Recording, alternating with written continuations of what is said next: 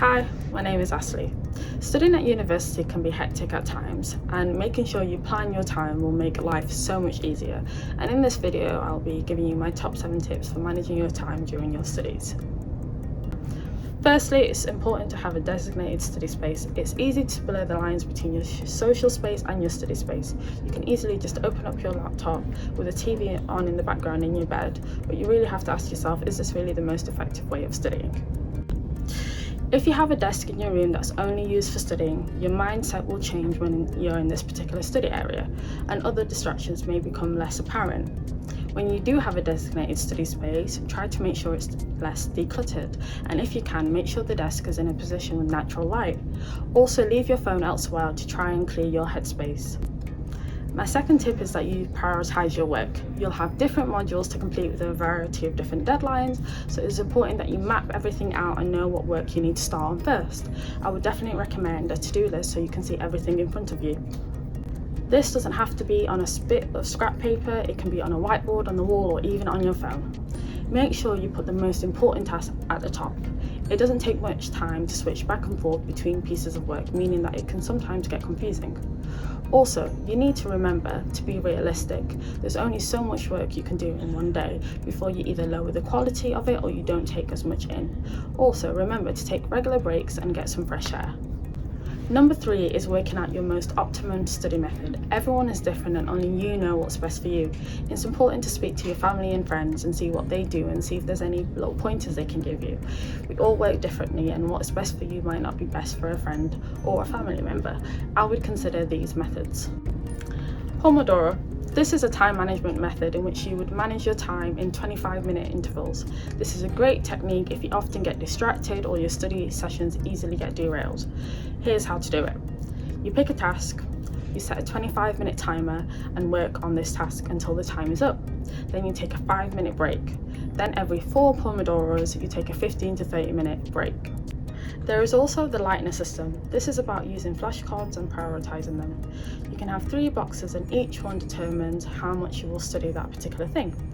You might have box 1 for everyday use, box 2 to dip into every other day, and the third box might be once a week. Another method could be mind mapping your work. This could be so you know what areas are connected and which areas are particularly not relevant to your area of study.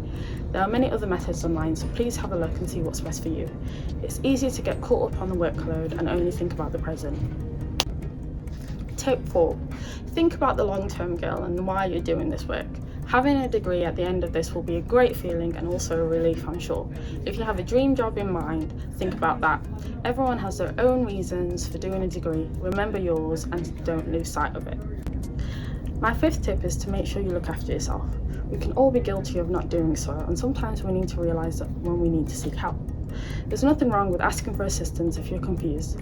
It doesn't always have to be the lecturer, it could be one of your peers who understands the piece of work more than you do.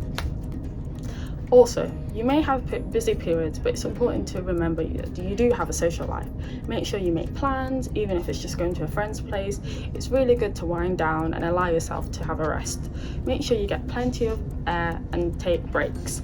It can be easy to work for long periods of time when you're stressed, as you feel you need to cram loads of work in, but sometimes the opposite is the case. You'll be more effective if you work little and often. Each time you restart your work, you'll be back with a fresh mind.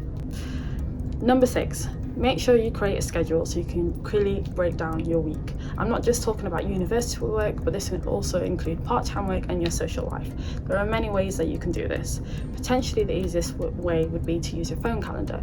You can color code the different categories and then you could visibly see what's coming up. You might be someone who likes to keep things on paper, so why don't you invest £1 or 2 and buy a diary? It doesn't have to be bigger than a pocket size and can almost be your life organizer. Finally, you could be a bit creative and create an interactive calendar. Use different coloured sticky notes on a piece of paper and manage your time by moving pieces according to your plan.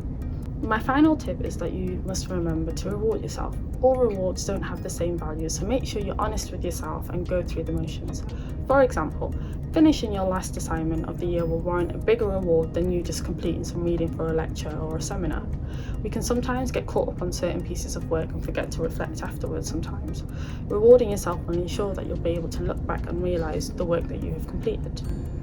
Hopefully this video is giving you a few tips that you're willing to try. Remember, there's no single correct way to manage your time. Everyone has different commitments, so adapt the tips to suit your own needs.